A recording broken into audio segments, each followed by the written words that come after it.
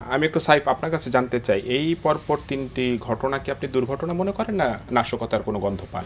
প্রথমে আপনাকে ধন্যবাদ জানাচ্ছি এবং আমার বিজ্ঞ যে সমালোচকরা আছেন এবং টিভির পর্দায় যারা দেখছেন তাদেরকে শুভেচ্ছা জানাচ্ছি। দেখুন, আমার কাছে মনে হয় না যে আসলে এটি আসলে নর্মাল কোনো স্বাভাবিক কোনো ঘটনা বা বিচ্ছিন্ন কোনো ঘটনা। এটার পেছনে অবশ্যই উদ্দেশ্য প্রণোদিত একটি চক্র বা একটি মহলের কাজ আছে। আপনি বললেন যে এয়ারপোর্ট আসলে একটি কেপিআই জোন এবং সর্বোচ্চ সিকিউরড একটা জোন হিসেবে বিবেচিত হয়। তো সেখানকার ফায়ার সিস্টেম, ওখানকার অগ্নি নির্বাপকের যে জায়গাগুলো ছিল সেই জায়গা থেকে এরকমভাবে যে একটা অগ্নি দুর্ঘটনা ঘটবে এবং 2 দিন আগে আপনি দেখেন যে চিটাগাংয়ে ইপিজেডে আগুন লাগলো, আবার তার আগেই হচ্ছে যে মিরপুরে। তো এগুলো তো আসলে একদম আমার কাছে মনে হচ্ছে যে এটার পিছনে অবশ্যই উদ্দেশ্য আছে। এবং এই যে অগ্নিসন্ত্রাস, এই অগ্নিসন্ত্রাসের নাম শুনলে আমরা মোটা দাগে ধরেন আমাদের জেনারেশনের মানুষজন জানে হচ্ছে যে অগ্নিসন্ত্রাস মানে বিএনপি। এটা কিন্তু তাদেরকে একটা ট্যাগ করা হয়েছে। এই 17 বছর ধরে খুব প্ল্যান্ড ওয়েতে আওয়ামী লীগ এই অগ্নিসন্ত্রাসটা করে আসছে। বিভিন্ন সময়ে ইলেকশনের আগে আমরা দেখেছি যে বাসে তারা আগুন লাগাতো, বিভিন্ন জায়গায় আগুন দিয়ে দিত এবং নাম তারা পরবর্তীতে ব্যবহার করে তো বিএনপির আমার যারা সহযোদ্ধা আছেন তাদের উপর, এবং তাদের এই নিয়ে অনেক মামলা হামলার অনেক রকম কিছু স্বীকার করতে হচ্ছে এবং তারা এটা এই ব্যাপারে কিন্তু খুবই মানে এক্সপার্ট। আমি বলবো এই আগুন লাগানো, বাসে আগুন দেয়, এটার ব্যাপারে কিন্তু তারা খুবই এক্সপার্ট।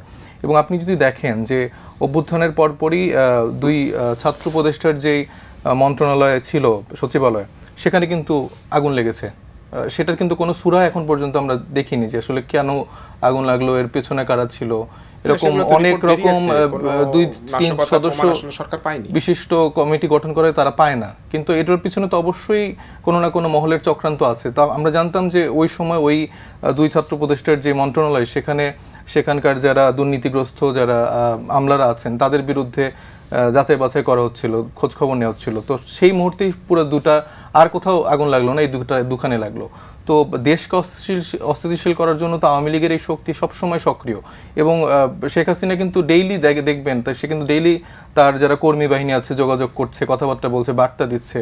বিন্দুমাত্র তাদের কোনো অনুশোচনা নেই। তাদের এই 17 বছর ধরে যে গুমখুনের রাজনীতি করেছে, জুলাই আগস্টে যে গুমখুন করেছে, এটার ব্যাপারে তাদের বিন্দুমাত্র কোনো লজ্জা নেই। এবং তারা আরও শক্তিশালীভাবে যেসব হাজার হাজার কোটি টাকা এই যে উন্নয়নের যে নামের কথাগুলো বললো, আপনার হচ্ছে যে জন্মের পর থেকে মাথাপিছু ঋণের বোঝা হচ্ছে যে 1.5 লাখ থেকে 10 লাখ টাকা।